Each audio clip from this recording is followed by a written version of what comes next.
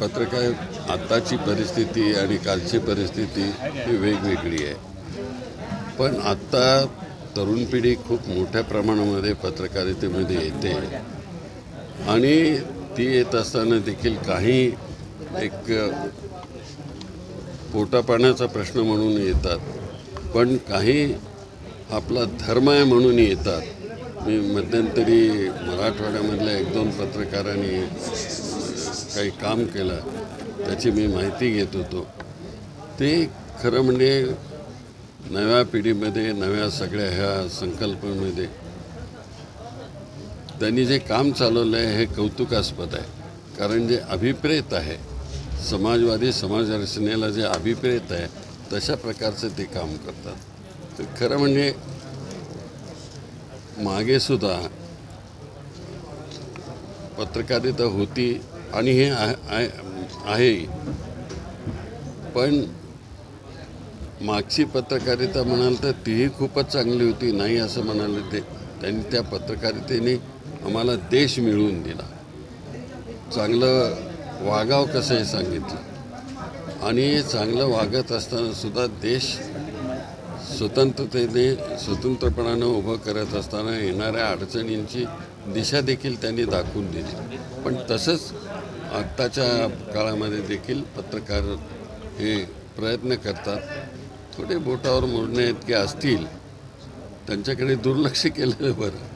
पण बहुतेक याच्यामध्ये आपला समाज, आपला देश, आमची व्यवस्था सुधारावी ह्या मताचे आहेत. मी त्याचं स्वागत करतो. सर, सत्तेविरुद्ध बोलणाऱ्या पत्रकारांच्या मोबाईल हॅक करण्याचे प्रकार होत आहेत. पेगासिस सारखे सॉफ्टवेअर त्यांच्यामध्ये घातले जात आहेत. राजसत्तेचं जे अंकुश पत्रकारांवरती यायला लागलं आहे, त्या सत्तेच्या व्यवस्थापनावर कसं? हे बदलण्याचं काम आपल्याला जनतेनेच आता करावं लागणार आहे. कारण एका ठराविक मर्यादेच्या बाहेर गेल्यानंतर जनताच ते हातामध्ये घेते आणि मला पूर्ण खात्री आहे की हे काही काळापुरतं हे चालेल. पण परिस्थिती सुधारल्यानंतर थोडीशी लोकांच्यामध्ये एक विचाराचं वारं येईल आणि पूर्णपणानं परिस्थिती सर देश के अंदर जनता सब कुछ जानती है, क्या हो रहा है क्या ना हो रहा है वो सब जानती है, लेकिन खेल जो हो रहा है ईवीएम का, और ईवीएम को लेकर लोग मांग कर रहे हैं कि बैलेट पेपर पर वोटिंग हो. आप क्या कहेंगे? देखिए, लोगों की मांग नहीं, कांग्रेस पार्टी की भी मांग है ये, लेकिन सरकार के हाथ में है ये सब. सरकार ने सोचना चाहिए इस पर और मुझे पूरा विश्वास है कि सरकार सोचेगी. 2004ला काँग्रेसनं मास्टर प्लॅन आखला होता. सोनिया गांधींनी 2001च्या काँग्रेसच्या अधिवेशनामध्ये तो प्रस्ताव मांडलेला होता आणि 2004मध्ये काँग्रेसला घवघवीत असं यश मिळालं होतं. 20 वर्षानंतर पुन्हा एकदा तोच मास्टर प्लॅन आखला चाललाय असं म्हटलं जात आहे. तुम्ही त्यावेळेस खूप जवळून ती निवडणूक पाहिलेली होती.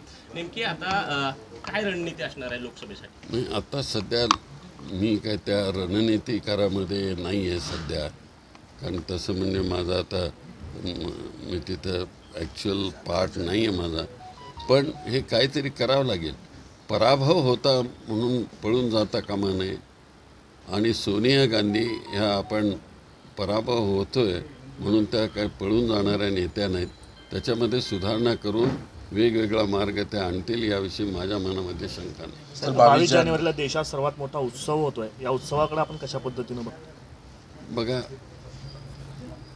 रामाच्या बाबतीमध्ये आम्हा सगळ्यांनाच प्रिय आहे. हिंदूंना आहे, मुसलमानांनाही आहे आणि राष्ट्रवादी हिंदू ज्याला म्हणतात त्यांना तर आहेच आहे. हा 22 तारखेला जो उत्सव होतो आहे त्याला जे काय पक्षीय स्वरूप देण्याचा प्रयत्न करतो आहे त्याला विरोध असणारच आहे. परंतु धार्मिक मनातून जी शक्ती त्याला द्यावी लागते त्याचं स्वागतच आहे. शंकराचार्यांनी विरोध केला मोदींना त्या कार्यक्रमाला. मोदींनी हात देखील लावू नका असं म्हणलं त्यांनी मूर्तीला. मी वाचलं नाही खरं म्हणजे, मी त्याच्यावर भाष्य करणं बरोबर नाही. पण राम मंदिराच्या मुद्द्याच्या आणि या उद्घाटन सोहळ्याच्या निमित्तानं देशामध्ये जे राजकारण केलं जातं किंवा त्याचा एक प्रोपोगंडा तयार केला जातो, म्हणजे रामाचा हक्क फक्त भारतीय जनता पार्टीकडेच गेला आहे? नाही, असं नाही आहे.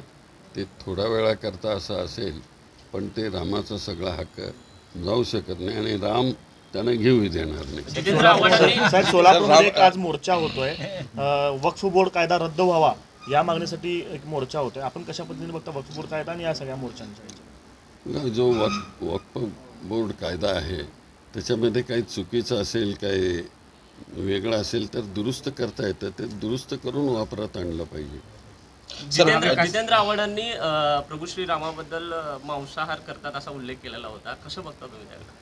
कसं बघता म्हणजे त्यांनी त्यांचं मत सांगितलं, वाचलंय ते सांगितलेलं आहे. आता कुणी सांगावं, मी काय बघायला गेलो नाही तर.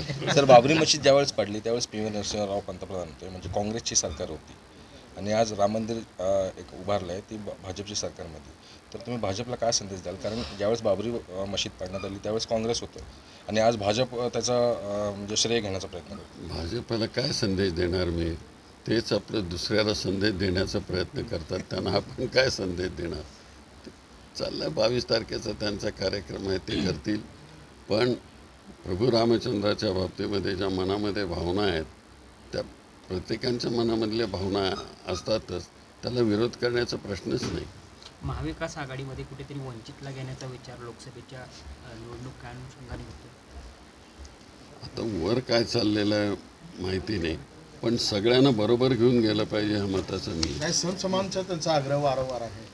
48 जागांबद्दल माहिती मागवली सर काँग्रेस समसमान पक्षाने. प्रकाश जे म्हणतात ते त्यांचं सगळंच ऐकतील असं नाही, पण मी ह्या मताचं आहे की त्यांनाही चर्चेत घेतलं. सर, काँग्रेस सोबत असली तर आवडेल आपल्याला? हां, वंचित आपल्या सोबत असेल तर आपल्याला आवडेल, कारण वंचित मागच्या वेळेस आपल्या विरोधात होती इथं. गेली ते 3ऱ्या नंबरवर गेले. आता त्यांना ते कळलंय, त्यामुळं तरी पण ते इच्छितात तर स्वीकार केला पाहिजे त्याचा. सर, काँग्रेसनं 48 जागांबद्दल माहिती मागवली आहे महाराष्ट्र राज्यातली.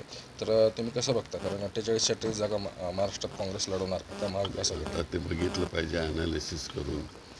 सर, त्याच्यामध्ये खूप गोष्टी आहेत. सर्वे आहे, लोकांशी विचार करण्याची दृष्टी आहे, पॉलिटिकल पार्टीशी विचार केला पाहिजे. हे सगळं बघून करावं. स्थानिक पातळीवर तुम्ही जमेचं राजकारण करता. आता महेश कोटेंच्या बाबतीत पण तुम्ही बोलताना त्यांचा शब्द पाडून दिसलाय. तर या निवडणुकीमध्ये काँग्रेस सगळ्या पक्षांना सोबत घेऊन कशा पद्धतीने पुढे जाईल? आत्ताच काय मी भविष्यवाला नाहीच हे सगळं सांगायला.